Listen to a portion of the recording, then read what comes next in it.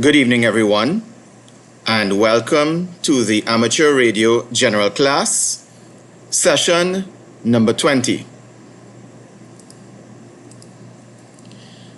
During our previous session, we had our usual question pool review. We discussed the various topics in the theory, such as the band edge and frequency range.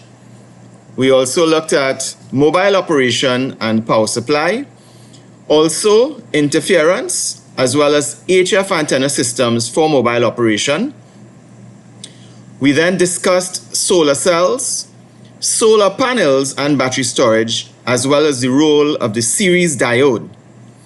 We also discussed wind power, phone operation, single sideband.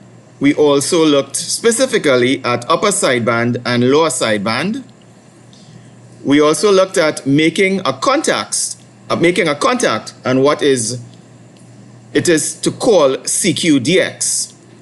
And we also looked at making contacts and the various radio settings that we need to take into account.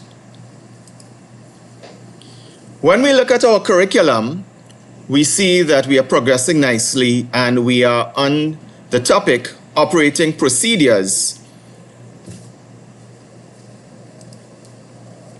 Just an encouragement and a reminder for persons to consider taking the practice exams. And we did have a couple of questions from the last session that we'll seek to quickly answer now. So the first question is, can a grounding block with heavy gauge wire be installed free from the vehicle's ground be used to limit interference? So the suggested answer is generally no, based on modern vehicles and how modern vehicles are configured and grounded. In a modern mobile installation, bonding to the chassis is recommended to reduce radio frequency interference as opposed to isolating. So the answer is generally no. Next question, would a high-powered DC to AC inverter be a viable option to power radio components in the vehicle? So typically, it is actually possible to power most mobile rigs via the 13.8 volt DC power supply. In other words, the battery in the vehicle, that supply, main battery. If you use inverters to convert to AC and power radios that way, radios that can be powered also via AC, you risk introducing noise. And that noise can come from the switching circuits that these inverters utilize. And you'll have to find yourself possibly filtering that out if the inverter is not very well filtered itself. So the recommendation is use the 13.8 volts or what we call 12 volt DC supply of the vehicle without inverting. Okay, so of course, if anyone else in the class, we have quite a few experienced radio amateurs in the session, and anyone with an alternative view, alternative response, feel free to let us know as well, and we'll share it with the entire class. Moving right along, third question. For the 2.182 megahertz emergency frequency for the marine band, is USB used? The answer is yes. For marine HF, generally, USB is the mode that is used. Last question. What is a good S-meter readout when transmitting to avoid distortion? So the S-meter that we looked at really was to show the received signal, where we had the S number, so that shows received. However, on that same meter, we tend to have other readings such as the power, the modulation or the audio level. We can also see the ALC level as well and a couple others. And to avoid distortion, you want to make sure your audio level or your modulation is not going to be clipped or crested. So anything less than 100% on that meter should be fine. Also, when you look at that meter, you want to make sure that you have maximum power as well. So when you're driving your radio, you want to see that as far as possible. Remember, we talked about speech processing and compression and allowing you to drive a higher level of power, or rather average power. So that's what you should be looking at as well. And also you want to minimize the ALC. As close to 0 ALC is best. Because if your ALC is running very high, that could mean that you will be clipping and cresting as well. Okay. So moving right along. Oh, by the way, there's a little diagram that shows how a radio can be connected to the battery. So you'll get this in your slides for persons who are interested in looking at the diagram. So as usual, we now switch to our question pool review, where we consider the questions related to the theory that we looked at in our last session. All right, so we are on page 67 for persons who are following in your copy of the No Nonsense General Class License Study Guide, the PDF version, page 67. So we will quickly as we can go through all of the questions, seeing that we covered all of the theory last session. Let's go. First question in the question pool. How close to the lower edge of the phone segment should your displayed carrier frequency be when using 3 kHz wide LSB? Nice, let's dissect this question. What are they asking us? Well, what they are telling us here is that on our radio or transceiver or HF rig, we have a frequency that's displayed, and that's the carrier frequency. But we're also saying that we are using LSB or lower sideband, and we know that the bandwidth that is used in the spectrum for sideband is 3 kHz. But they are asking us about band edge, and we had discussed that in the last class, that we don't want to go over the band edge. Remember our example, we showed cars in lanes. We don't want to step out our lane. So they're asking us, how close to the lower edge should your display carrier frequency be? So because it's a 3 kHz LSB and we don't want to cross that lane, we don't want to cross below the band edge, it should be at least 3 kHz above the edge of the segment. Anything less and we'll be outside of the segment. Next question. What frequency range is occupied by a 3 kHz LSB signal when the displayed carrier frequency is set to 7.178 MHz? Let's dissect that question. What are they asking us? They're telling us that our radio is displaying 7.718. That's the carrier frequency, but we're using lower sideband, not upper sideband. And we know that the sideband signal occupies 3 kHz. So if the carrier frequency is 7.178 and it's occupying 3 kHz lower sideband, that means the top of the occupation will be 7.178.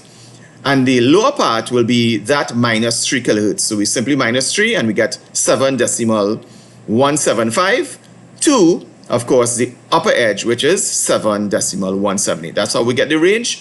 We look at the carrier frequency and we minus the bandwidth, which is 3 kHz, and we get that range. Next question in the question pool. How close to the upper edge of the phone segment should your displayed carrier frequency be when using 3 kHz wide USB? So again, reverse of a previous question. They're asking us about the upper edge this time, not the lower edge, and we're using USB. So we don't want to cross the top of the band, so we need to be 3 kHz lower than that edge. So that's the answer, at least 3 kHz below the edge, and that means the upper edge of the band. Next question. Okay, it's all about staying in our lane. What frequency range is occupied by a 3 kHz USB signal with the displayed carrier frequency set to 14.347? What are they asking us? Well, first of all, they're telling us that our radio, our transceiver, the rig is displaying 14.347. But we are tuned, or we are using the USB mode. And we know that we have to add to the carrier frequency to get the range. So we are 14.347, so we need to add 3 kHz to it. And when we add that, we get 14.350.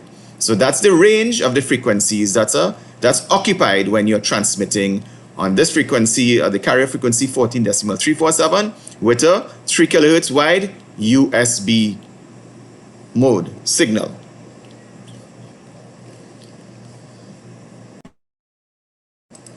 Okay, moving right along.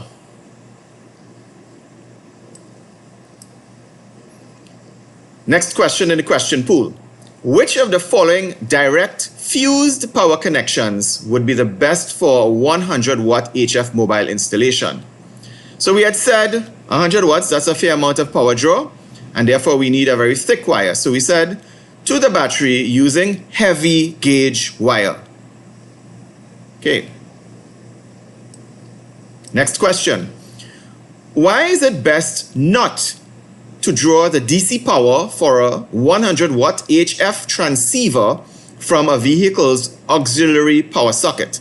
So you may recall last session we said that that auxiliary power socket, sometimes we call that a cigarette lighter adapter. So why?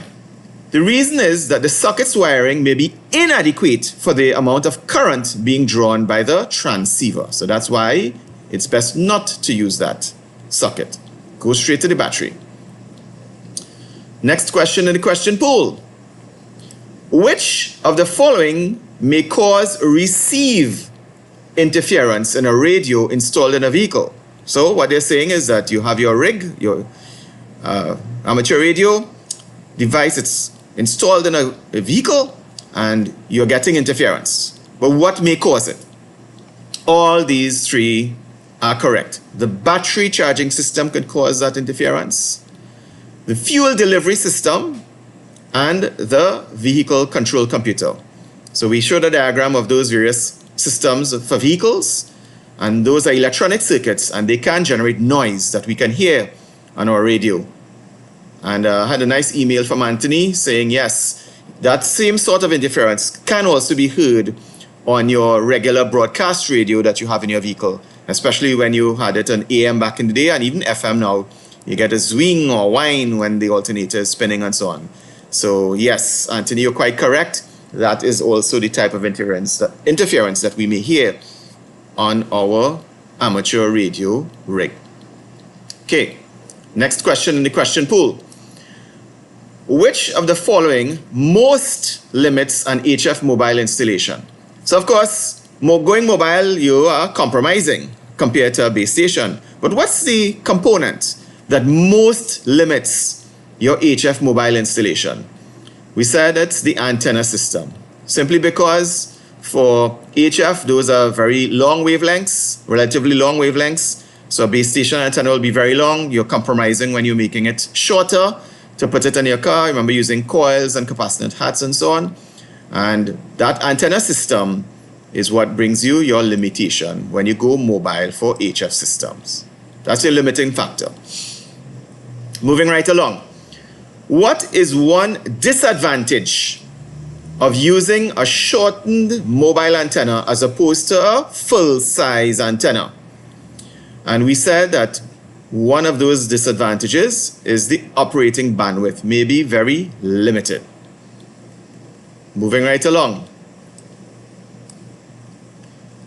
What is the purpose of a capacitance hat on a mobile antenna? So we showed a diagram what a capacitance hat may look like, and we said the purpose of that, because we're operating mobile, is to electrically lengthen a physically short antenna, because we're installing a short antenna on the vehicle compared to what we may on a base station.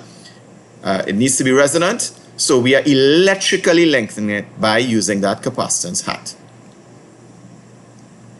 Next question in the question pool. What is the purpose of a corona ball on an HF mobile antenna? We also showed what that looked like last session. Goes to the top, little ball. And the purpose of that is to reduce the radio frequency voltage discharge from the tip of the antenna while transmitting. That's the purpose. Next question. What is the name of the process by which sunlight is changed directly into electricity? So we showed photocells, and we said that that process is called photovoltaic conversion. Okay, photo as in light, voltaic as in voltage, conversion. So there you go, light to voltage, light to electricity. So the name itself gives it away. Next question. What is the approximate open circuit voltage from a fully illuminated silicon photovoltaic cell. So what are they asking us? You have a photovoltaic cell or PV cell, and it's fully illuminated by the sun.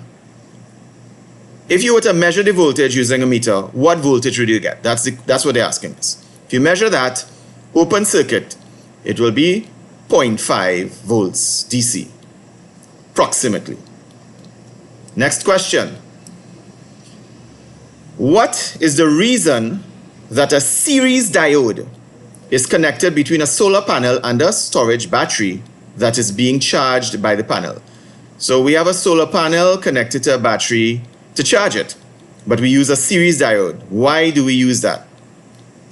Remember we said a diode is like a check valve, allows flow of water in one direction, except that it's electricity we're talking about with the diode.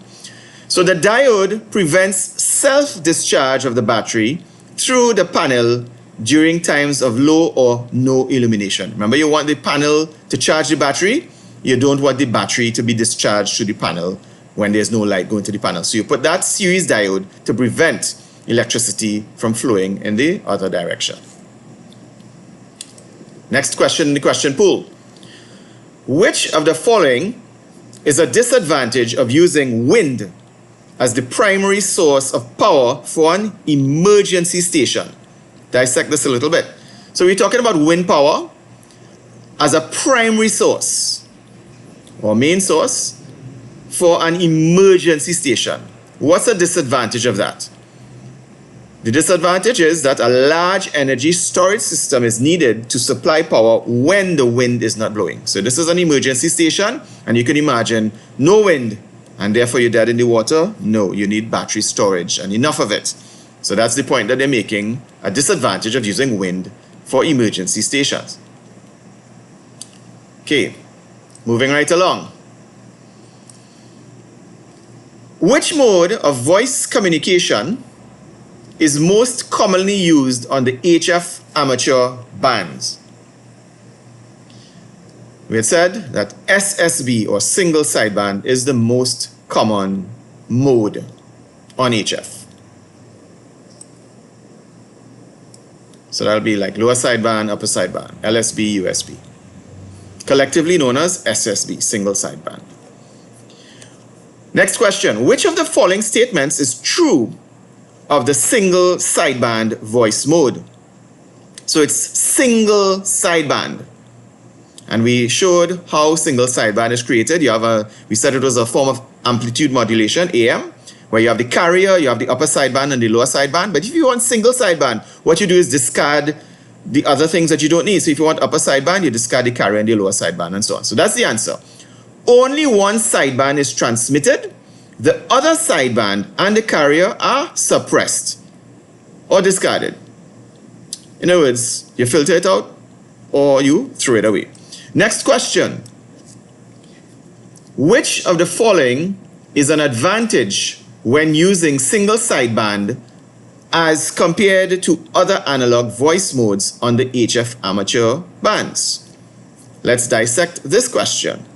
What are they asking us?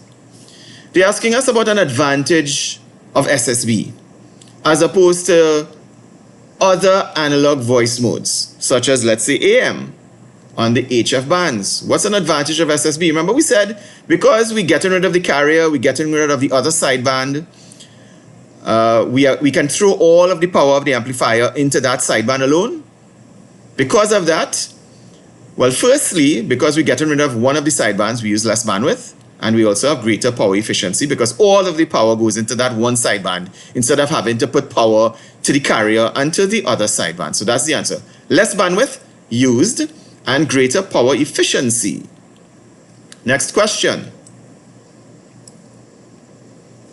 Which sideband is most commonly used for voice communications on frequencies of 14 megahertz or higher?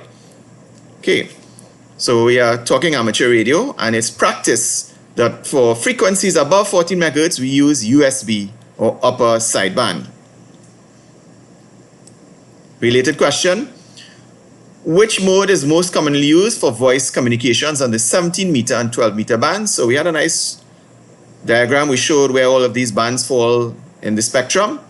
So that is also above 14 megahertz, so that's also upper sideband. Next question again.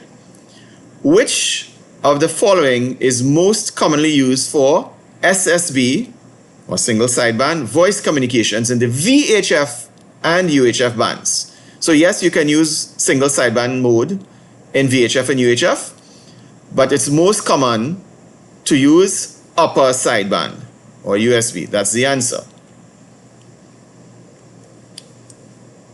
Next question. Which of the following modes is commonly used for voice communications on the 160 meter, 75 meter, and 40 meter band? So again, that diagram that we showed last session, I encourage you to look it over. So you'll see what frequency is the 160 meter band, the 75 or the 80 meter band, the 40 meter band, and so on.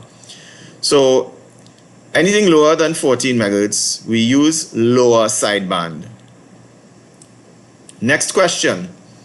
Why do most amateur stations use lower sideband on the 160 meter, 75 meter, and 40 meter band? Well, it's really convention. So the answer is, it is good amateur practice. Okay. We do it for consistency. Next question. Generally, who should respond to a station in the contiguous 48 states who calls CQDX? Let's dissect this question. What are they asking us? What they're telling us here is there's a station who is saying CQDX, and we recall that CQDX means you want a foreign station or an overseas station, or a station at a long distance away from you, outside of your country, outside of your territory. So if you're calling CQDX, who do you want to answer you if you're in the United States or the 48 states? The answer is any station outside of those lower 48 states. So you're calling DX. Next question. What is the recommended way to break in to a phone contact? Let's dissect this question. So what they're asking us here is there's a conversation in progress. A couple of persons are talking and you want to say hello. And it's a phone contact. And remember, when we say phone in amateur radio, we mean voice or speech, as opposed to digital mode. So we are speaking. How do we do that? How do we interrupt, or how do we say that we would like to speak? We simply, you say your call sign once. So I'm 9Z4RG or 9 Zulu 4 Romeo Golf. I just keep my push to talk when there's a break in transmission and say 9 Zulu 4 Romeo Golf. It's as simple as that. That's how I break into a conversation. Moving right along. What control is typically adjusted for proper ALC setting on an amateur single sideband transceiver?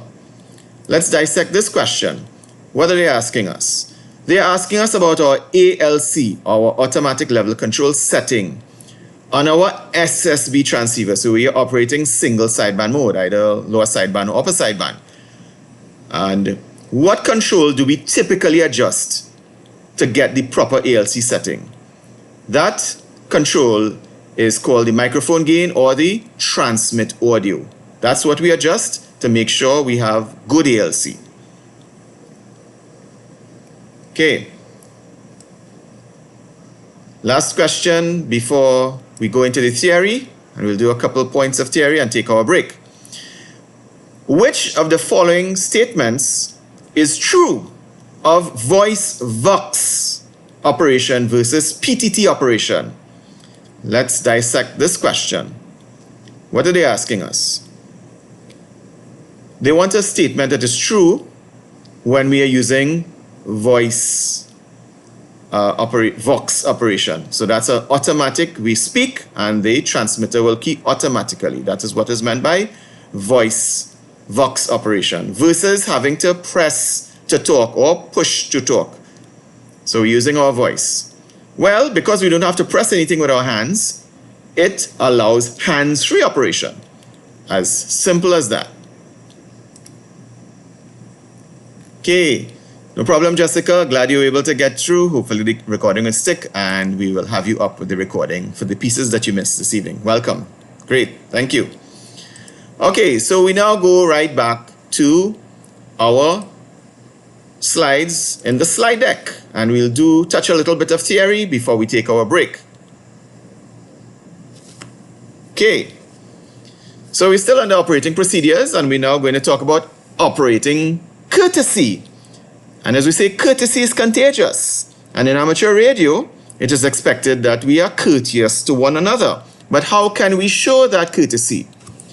So the courteous and practical way to avoid causing harmful interference on a frequency that is apparently clear, and before you call CQ, for CW, if you're doing Morse code, what you send is a Q code or Q signal called QRL, and then your call sign.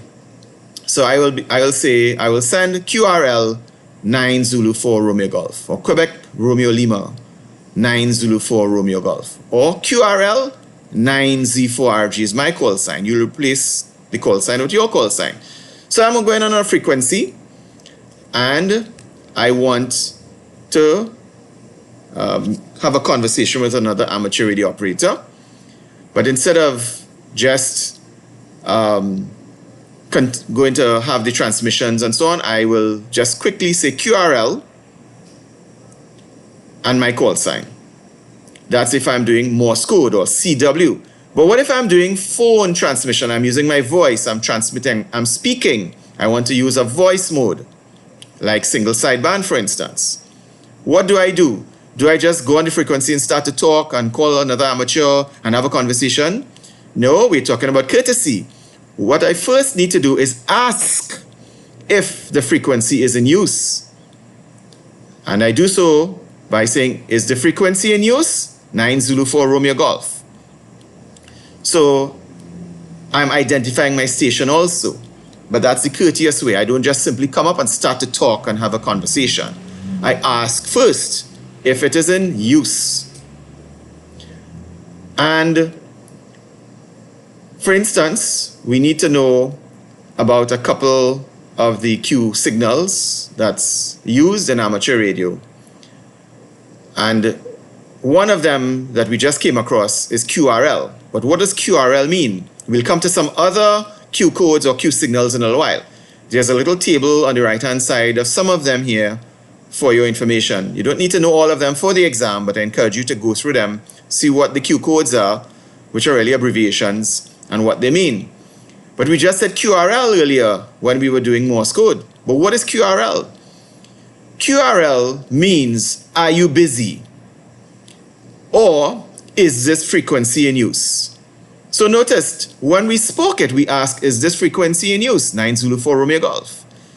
But when we're doing CW or Morse codes, dits and das, we ask if the frequency is in use, and we do so by sending QRL.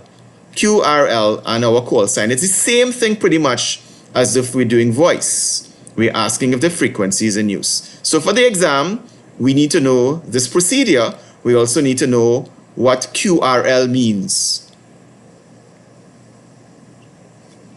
Okay, we'll come back to Q signals a little later on. Let's do one more slide before we take a break.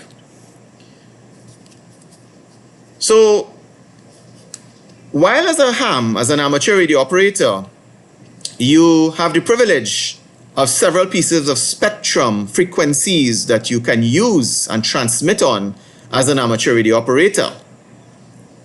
But you do not want to cause interference with others.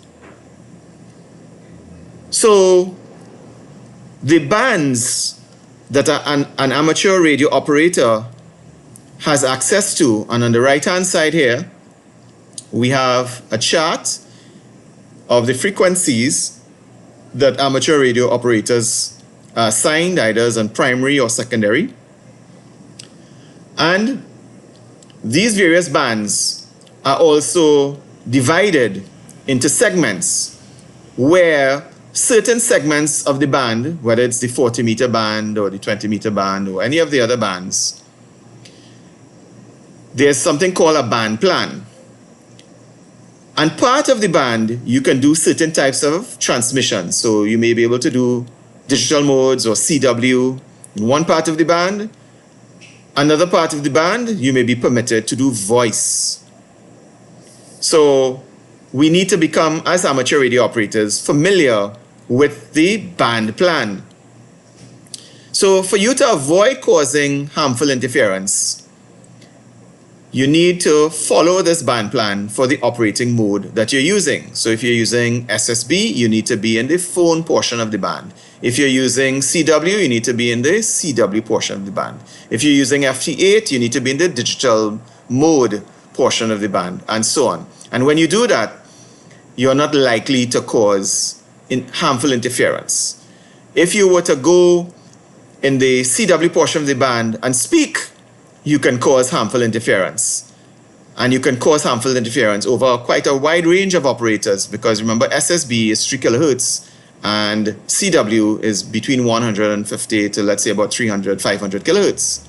So imagine, hertz. So imagine that you are talking all over all of the amateurs who are doing Morse code, and that's not nice.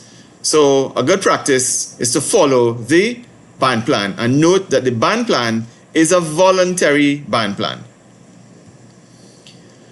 So there's an example we have to learn for the exam of a restriction in the band plan for persons who are transmitting in the US or the 48 Israeli contiguous states. And that is between the frequency range of 50.1 to 50.125, that part of the band or that segment of the band, an operator may only make contacts with stations that are foreign or overseas, or stations that are DX contacts. In other words, if you are within the 48 United States, you cannot communicate with another person in those states in this range. So that's an example of a restriction that the band plan places on you. That frequency range, you need to learn it for the exam, 50.1 to 50.125.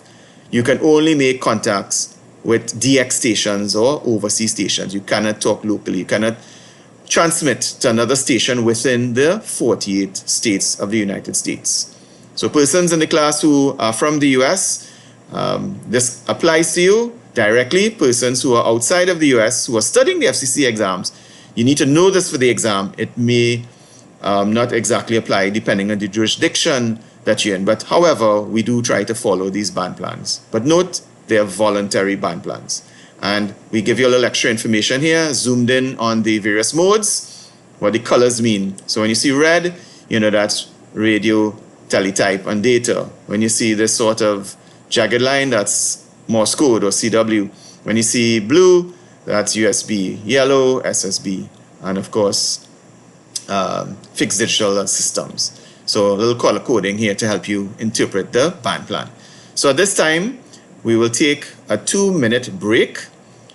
Get up, take a little stretch, have some water, take a bathroom break, and we'll see you right back in a couple of minutes' time.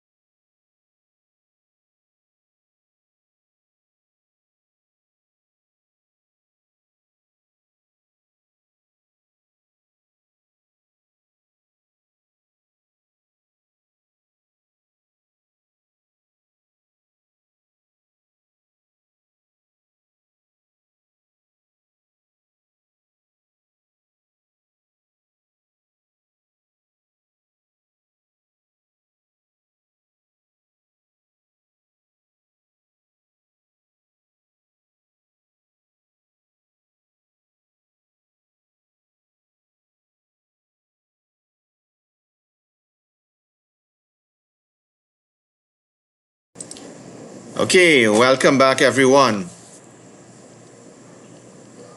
So we now come to the concept of minimum frequency separation when we are using single sideband and CW modes. So when we are transmitting on our amateur radio frequencies on HF, for instance, we need to be aware how far away we need to be from another station transmitting on another frequency. We can think about it similarly to lanes on the highway. When we are driving in our lane, we need to be far enough away from the other car. Otherwise, we'll collide. So it's the same thing with when we are transmitting using our radio system, because we know, we have learned that our transmission occupy a bandwidth.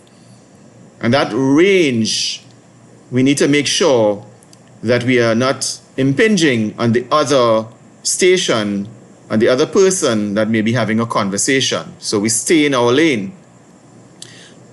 For exam, we need to know for these two modes, single sideband and CW, what's the minimum separation that we need to have between our station's frequency and the next one or the next person who may be talking adjacent to us. How far must we be? How far away must our lanes be? So the reason we're doing it, of course, is to minimize interference or to minimize interfering with another station who is on an adjacent frequency. So if we're on SSB, that minimum separation is about 3 kilohertz. So we need to learn that for the exam. Matter of fact, if you recall, the bandwidth occupied by an SSB signal is also 3 kilohertz. So it's actually the same. So if you remember what the bandwidth is, that minimum frequency separation is also 3 kilohertz. So if you remember one, just remember that the separation is the same thing. Also, for CW, again, same concept. You want to minimize interfering with another Morse code station, the one that's adjacent to you. How far away? Or what's the minimum separation? For CW, if you recall, a CW, we had taught in previous slides, several slides before, that a CW signal occupies approximately 150 hertz. It can actually occupy 300 hertz and more, right? So the answer for the minimum separation for CW transmissions is 150 up to 500 kilohertz. So that's the answer, and you'll get a question on this in the exam. So you need to learn for CW. You may remember the 150 because we say that's the bandwidth a CW signal can occupy, but it can actually occupy as much as 300 hertz and even more. So that separation needs to be 150 to 500 kilohertz to be safe, to stay in your lane. Also, when we are transmitting and receiving using our HF high frequency radio system, we have our transceiver, we are making a contact and we are talking. Sometimes propagation changes. So remember we said that the ionosphere, the layers are changing with the sun affecting those layers, and sometimes they shrink, sometimes they get thicker, sometimes they disappear. And sometimes those changes can occur suddenly. Sometimes it takes a little longer, over a period of time. But we may be talking for quite some time, and then all of a sudden we notice we are talking to a station and we start to hear another station coming in. And we may think, why is that station looking to interfere with us? Well, it's not that the station is looking to interfere, it's just that the propagation is changing. And therefore our signal that may be going via the skywave to the person we are talking to, all of a sudden another signal starts to come via the ionosphere as well to our station, and we start to hear that person. And we say, well, that person is interfering with us. We may also be interfering with them. We were not before. We were not hearing them. They were probably not hearing us before. We were talking to the other person.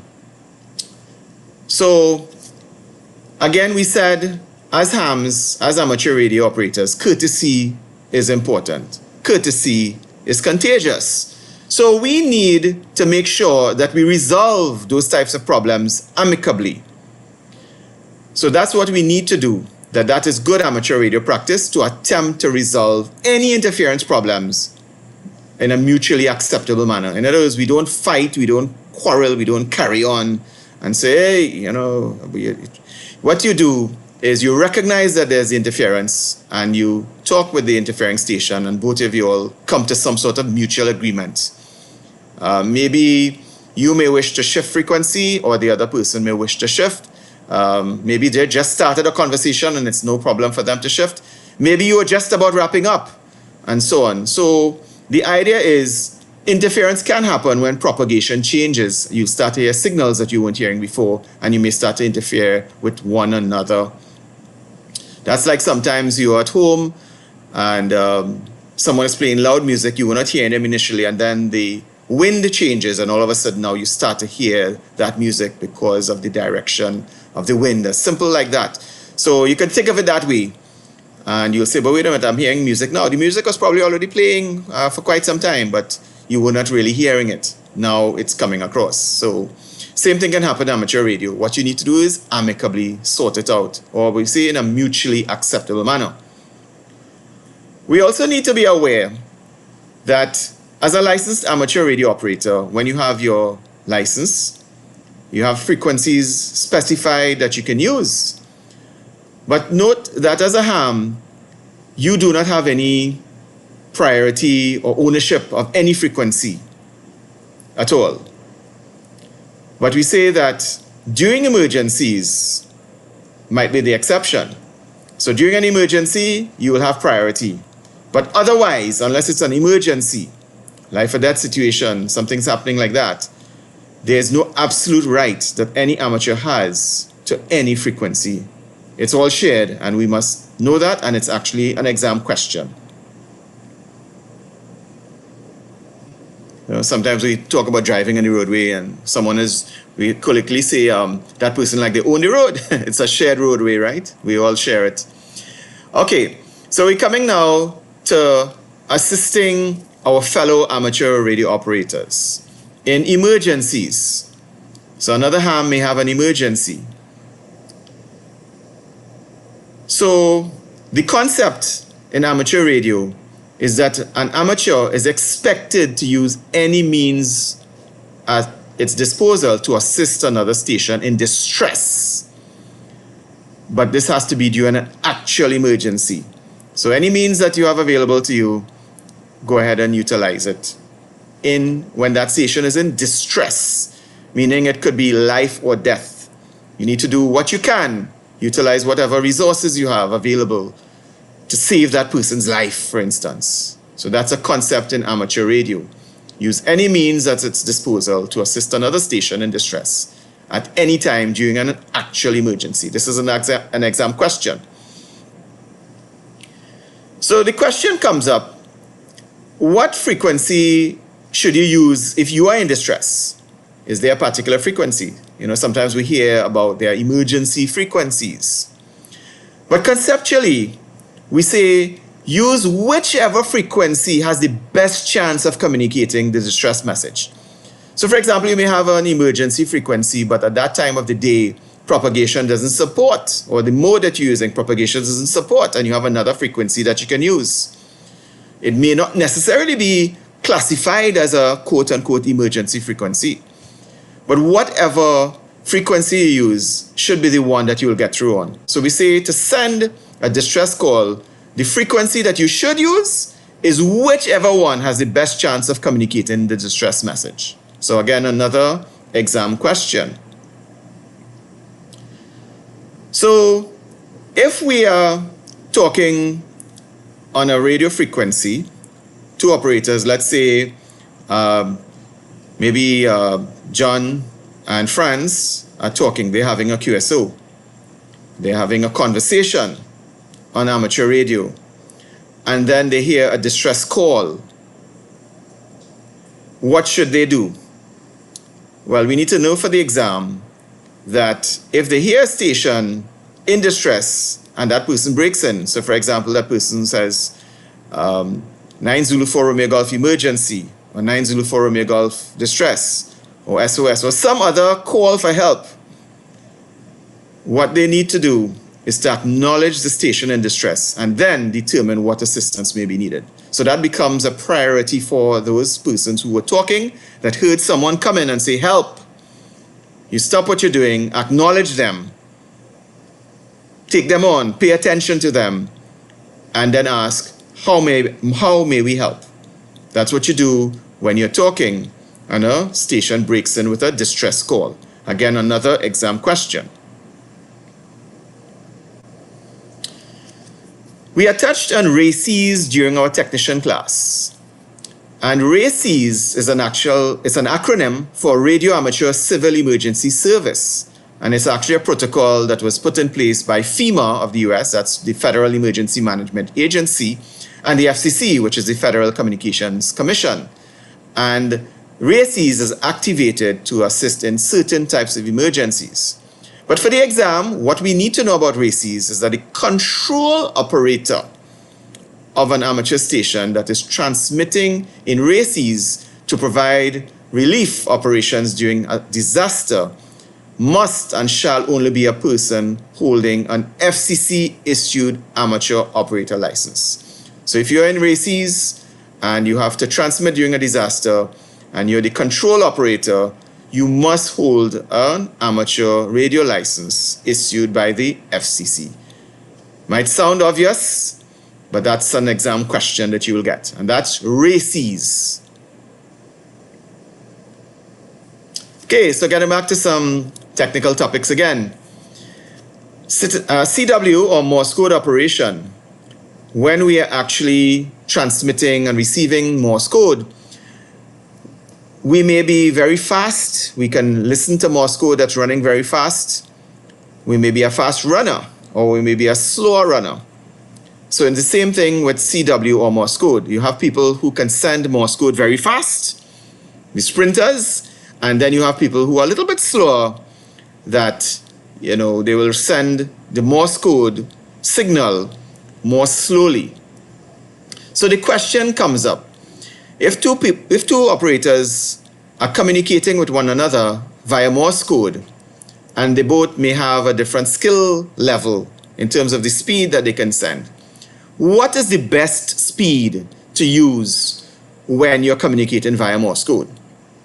So it's like if you and another person are jogging around a park, and it's your friend and you want to stay together and probably talk while you're jogging. You cannot jog any faster than the other person, and they cannot jog any faster than you. So what you do, you find a middle ground. You find, perhaps what is the fastest you can go, or what's the fastest they can go, and stick with that. So if you are faster than them, you slow down and stay just as fast as they can. They don't need to go very slow. They can go as fast as they like, but you can go faster. So you just go a little slower to match their speed. It's the same thing with CW.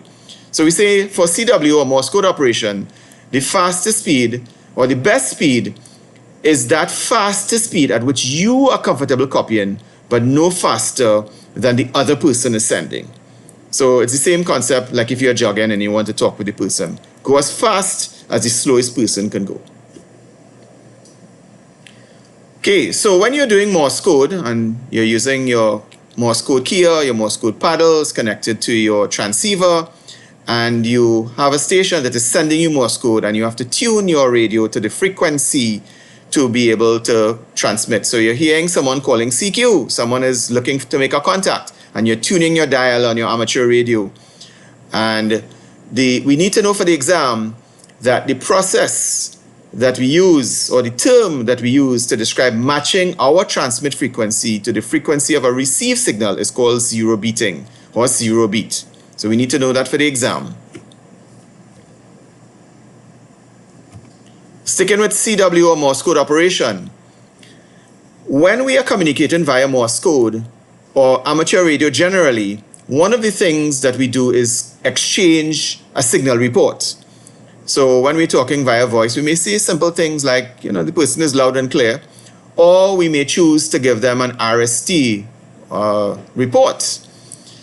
And for Morse code, we need to be aware that the RST, we don't need to know it for the exam, but it means readability, signal strength, and tone. And we give a little table here to show you when someone is sending, they may say 599, 5 by 9 sometimes. But if it's Morse code, they may say 599. What does 599 mean? So for instance, if you hear or see one amateur radio operator send and say your signal report is 59 or 5 by 9, what does that mean? We look up our trusty table here. So the first digit is 5. So 5 for readability is perfectly readable. And 9, what does 9 mean for the second column? It means very strong. And if it's Morse code, we can have 599. What does that last 9 mean? It means that we have perfect tone, no hum or modulation. So this is how we decode an RST. Again, you don't need to know this for the exam, this entire table, but it helps you to conceptualize when we talk about an RST, what it is, how it's constructed. But what you do need to know for the exam is that when you are sending a signal report using the RST for Morse code, and the letter C is added to the RST, it means that the signal is chirpy or unstable. So we need to know that for the exam. When you're sending an RST, and after you say 599, and you say Charlie or letter C afterwards, it means that the signal is chirpy or unstable, and you need to know this for the exam. But generally, this is what a signal report looks like, and the R, S, and T. And the T, which is the last digit, only comes in when you're doing Morse code. If you're doing voice communication, you just send an R and an S, which is readable and signal strength. You don't typically send a tone. Tone is when you're doing Morse code. Okay, so again, we will go a little over, maybe by about 15 minutes in today's session, trying to get through all of the material. So trust that is okay with everyone. So we're sticking with CW or Morse code. So we are sending our Morse code. We're receiving our Morse code. And we did discuss earlier, we talked about a Q code or Q signals. And for the exam, there are a couple of Q signals that we need to know what they mean. Now, what is a Q signal really? So a Q signal or Q code is a 3-letter code. It's an abbreviation that can be very helpful when you're sending Morse code. Remember, you're sending dits and das or dots and dashes. And you may not want to spell out something, or you may want an abbreviation to mean something, and they have created Q signals for just that purpose. But they are 3-letter abbreviations, and it reduces the number of characters that you have to send in a transmission to convey a message, and usually common messages. So we have a couple of the common Q signals. Now, again, we like to give something extra in the class, so there's a little table here with a lot more Q codes or Q signals, what it means when you're asking it as a question and when you're making it as a statement. You can read that up if you wish. Encourage you to do so. But there's some that we need to learn and know for the exam. The first one is QRS. QRS, those 3 letters, when you send it, it simply means send slower. So you're a CW or Morse code operator, you're sending da-da, and so on, and you find that the other person, when they're sending it to you, they're sending it so fast that you're having trouble understanding. You can send QRS, which is a message to them to send slower. The other Q code, QSL, means that you have acknowledged receipt when you send a QSL. Another one, QRN, it means that you are getting static, or you're hearing static, or you're troubled by static. That's QRN. And then QRV means that you are ready to receive messages. So instead of sending Morse code, I am ready to receive messages, that's many, many letters, you can just send QRV. That's why we say it's an abbreviation. And these are Q signals, sometimes called Q codes, and you have a nice listing here for your reference. But these are the ones that you need to learn for your exam. If you need an easy way to remember them, QRS means send slower, QRS, so S for slow, right? QSL, well, the person is acknowledging receipt, so they're telling you, lovely, lovely. So L, QSL, for lovely, right? They acknowledge your receipt.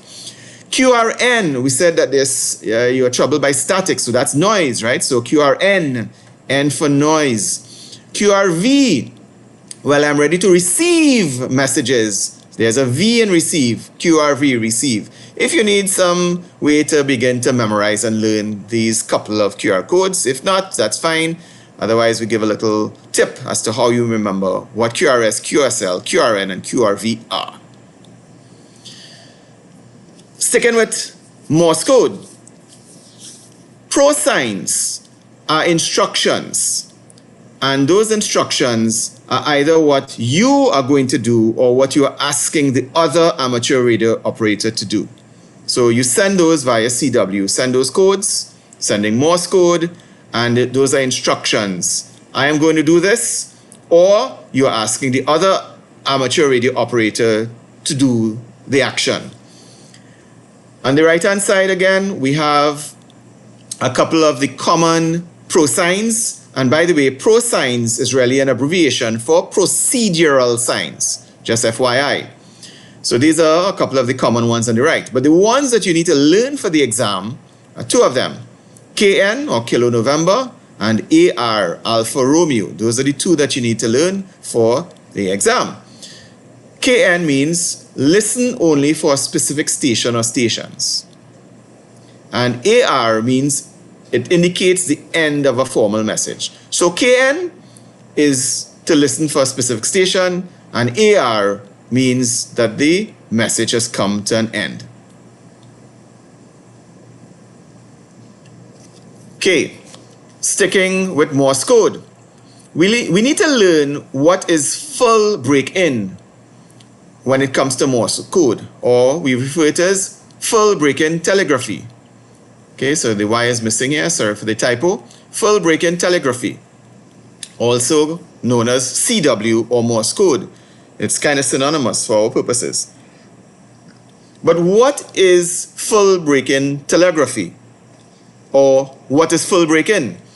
Well, first of all, it's a setting on a radio when you're doing Morse code. You can set a radio for full break-in Morse code mode. But what exactly is full break-in? So there are a couple of settings on your radio, your transceiver, when you're doing Morse code. So you have your paddle or your Morse key that's connected physically to your radio. You tune the frequency to which you need to transmit, and you do your Morse code. You send your dits and your das, and you listen. But there are a couple of settings when you're doing Morse code. Apart from what we talked about earlier, doing the 0 beat to make sure your frequency matches that of the sender. There's another one called the RIT, receiver incremental tuning, that in case the person shifts a little bit, you can tune. But you have full break-in that you need to know for the exam. So exactly what is that?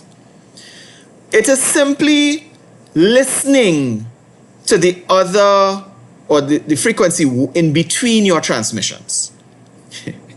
So while you're sending your Morse codes, your dits and your das, as you're sending, your transceiver is listening to those little spaces between you sending your dits and das or your Morse code signals. And the reason you do that is, what if while you're transmitting your Morse code, there's another station that has an emergency that would like to get through to you? You're sending a fairly long-winded Morse code message. You don't have to wait until you finish that Morse code message to know that there's somebody trying to gain your attention, especially if it's an emergency. Or if you are transmitting while someone else is transmitting on the same frequency, you may want to know. So that is called full break-in mode. If you don't have full break-in mode, while you're transmitting your CW, your radio will not be hearing, or you will not be receiving or listening to anything on your radio. You will be transmitting only. So full break-in means that while you're transmitting, between those little spaces of your Morse code transmission, you will hear what's going on in the frequency. And that's what the diagram here that we have put up is meant to hopefully visually show. So this is our Morse code. We have a dit, a da, and a dit, or a dot, a dash, and a dot. And just by the way, this is the letter R, didadit. That's how you say the letter R in Morse code. So dit, da, dit, or dot, dash, dot is the letter R. But notice when I'm sending my Morse code and I send my dit, so I said R is didadit, di, da, dit, or dit, da, dit. I'm sending these 3 characters via Morse code to mean the letter R. But when I send my dit, there's a little space, and then I send my da. And by the way, in Morse code, the da or the dash is about 3 times. It should be at least 3 times as long as the dit. So you have the dit, and then you have a da that is 3 times as long, and then you have another dit. But notice the spacing. So before there's a space, I send my dit. There's a space before I send my da, and my da is lasting longer than the dit, 3 times as much. Then I have a little space again, and then I have my dit. And didadit, which is these 3 characters, dit, da, dit, didadit is the letter R in Morse code. But notice during the spaces here, there's another transmission that's going on. Somebody's probably trying to send me an emergency message. So if I have full break-in configured on the radio, I have that setting to full break-in, I will actually hear when this person is transmitting their tone. I will hear it. I will not probably make out what they're saying, but I will know someone is transmitting during the little spaces of my transmission. And that is full break-in, allowing me. If I don't have full break-in on, I will be transmitting and I will not hear anything while I'm transmitting. So somebody could be transmitting over me, under me, with me, and I will not hear them. So full break-in is while I'm talking, I'm listening. So for the exam, you need to know that full break-in telegraphy allows transmitting stations to be able to receive between code characters and elements. So that's essentially what we just explained here. Okay, so very early on during the introduction to the course, we talked about there are several opportunities to give back or to volunteer. And there's one under the FCC system. We call it the Volunteer Monitoring Program. But what is the Volunteer Monitoring Program? As a ham, as an amateur radio operator, you can be enlisted to be a sort of self-police for the radio bands, to monitor the airways, to see who is breaking the rules, maybe transmitting on a frequency they shouldn't, or maybe they're not a licensed operator and they're transmitting, or any other indiscretion that persons may have causing harmful interference and they're not heeding warnings or suggestions or, willing to be mentored. You can be part of a volunteer monitoring program. And with that program, you have amateurs, licensed amateur radio operators who volunteer and they're formally enlisted to monitor the airways for rules violations. But the objectives of this volunteer monitoring program is to encourage proper radio operating practices. It is to encourage radio operators to comply with the rules. It is to encourage radio operators so that we self-regulate ourselves. So that's the purpose of the volunteer monitoring program. Self-regulation is important. Some people call it self-policing. But who are the persons that are likely to be interested and contribute nicely to the volunteer monitoring program? There's a skill that comes in that's complementary to the volunteer monitoring program. And those are persons who have been trained, who have learned, who have practiced the art of fox hunting, or what is called hidden transmitter hunts. So we use the term fox hunting. On the right-hand side here, you'll see a nice diagram, or a picture rather, of 2 licensed amateur radio operators, and they have an antenna and they're trying to find the direction of the fox. They're hunting a fox, and that's a transmitter, a beacon that is sending out a signal, and they're trying to locate it. Someone hides that transmitter somewhere around. This might be a forested area, it could be a golf course, it could be something. The transmitter is hidden and you have to find it, and that's called fox hunting, formerly called hidden transmitter hunts. And that skill, direction finding, is very helpful if you are getting into the volunteer monitoring program, because part of it is you might need to locate an errant radio operator or a system that is causing some sort of harmful interference. So to locate those stations, you need to be familiar with the fox hunt or to be able to find hidden transmitters. So once you are familiar with that, you will be very helpful as being part of the volunteer monitoring program. And at the top here, we have an instrument that is used or can be used by a fox hunter in their practice. So we need to be aware of what the volunteer monitoring program is all about. All right, just a couple more slides.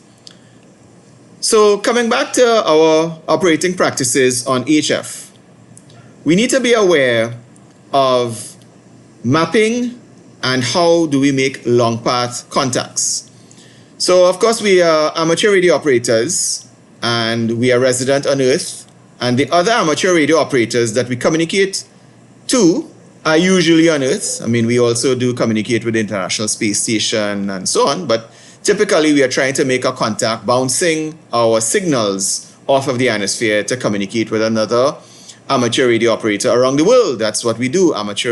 As amateur radio operators, we love to bounce our signals off stuff, including the ionosphere.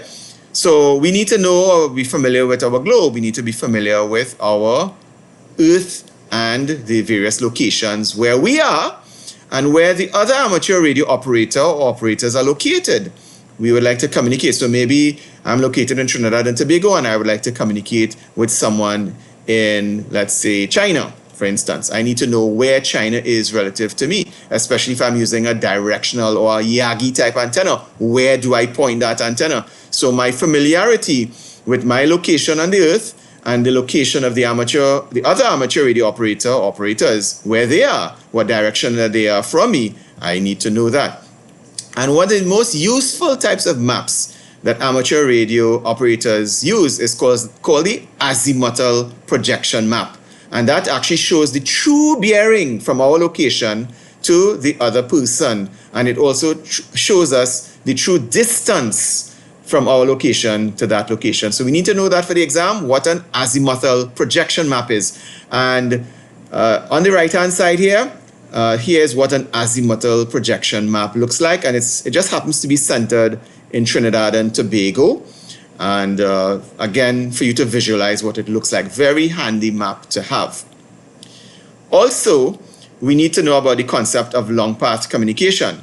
So remember a couple sessions ago, we showed the difference between long path and short path. We showed that if I'm an amateur radio operator here located on the Earth and I'm sending my signal, there are two ways it could get to the next operator. It can go via the short path like this, or it could go in the opposite direction, 180 degrees this way, and go via the long path. We did this a couple of slides ago. So you should be familiar with the concept of short path and long path. And you need to know for the exam that if you're using a directional antenna like this Yagi here, this lovely HF Yagi, if I'm using a rotor, and I'm turning it to face the direction for the long path as opposed to the short path, we need to know that the long path is 180 degrees. In other words, the opposite direction from the short path heading. Okay, last slide, folks. So we have been talking about noise and interference through our operating procedures discussion. And for the exam, we need to know that there's something called atmospheric noise. Now, atmospheric noise is really noise that's generated mostly from lightning strikes or thunderstorms. So on the right-hand side here, you see our lightning taking place here. When that discharges, it sends out a lot of radio frequency broadband noise, especially in the HF spectrum and the lower HF part of the spectrum. So yes, lightning storms, apart from the possible damage and safety considerations, it can also disrupt our communication by sending that atmospheric noise. And if there are lots of thunderstorms, continuous lightning strikes going on, that noise could go on and on for quite some time and cause some frequencies to be unusable because it's so noisy. We may not be able to hear stations who are at a low signal level, or weaker stations as we would call them. And that's called atmospheric noise or static. And it often occurs, again, we are doing US FCC exams. It often occurs during the summer period where there are lots of thunderstorms and you have a lot of that atmospheric noise taking place, or static. And the lower part of the HF spectrum is where that is affected most. So we need to know that for the exam, atmospheric noise or static, typical in summertime. And just by the way, for persons, summer in the Northern Hemisphere is usually the months of June, July, and August. One announcement, in Trinidad and Tobago, we are celebrating our 59th year of independence, and the Trinidad and Tobago Amateur Radio Society and the committee is looking at a special event to take place between the 22nd of August, that's this Sunday, to the 12th of September. A special call sign has been assigned. That's 9Y59IND. So that's 9 Yankee 59 India November Delta. That's the special call sign that's been issued for this particular period, 22nd of August to 12th of September. And that special event, amateurs in Trinidad and Tobago will be using this special call sign and communicating with other amateurs around the world. And on the various modes, the HF modes, also digital modes, 2 meters, EME, Earth, Moon, Earth, or Moon Bounce, DMR, digital mobile radio, D-Star, C4FM, all of these 3 here are digital voice modes. And here's some of the information in terms of the networks on TGIF as well as C4FM and YSF, also using the app Peanuts. So, folks, this is just to let you know of this special event to celebrate Trinidad and Tobago's 59th independence. It is believed this type of call sign is the first time that such a call sign has been issued by the Telecom Authority for use in Trinidad and Tobago. So it's really a groundbreaking event. And we will, over the next couple of weeks, be sharing information coming out of the committee that's planning these events. So during our classes, we'll share some further information on it. So it's happening over this period. So we have a little ways to go, starting this Sunday, which this weekend. So folks, thank you so much. Encouraging everyone to continue to review the slides as well as the videos if you need to. And our next session, God's willing, will be Friday the 27th of August at our usual start time, 8:30 p.m. Thank you so much, everyone. Be safe, take good care, and do have a great weekend.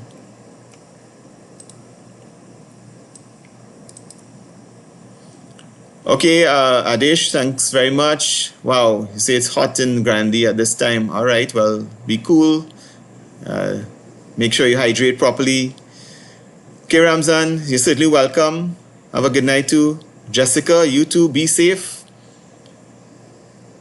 Okay, Jermaine, we will address some of your questions in the next session. Okay, John. Noted. We'll share that tip.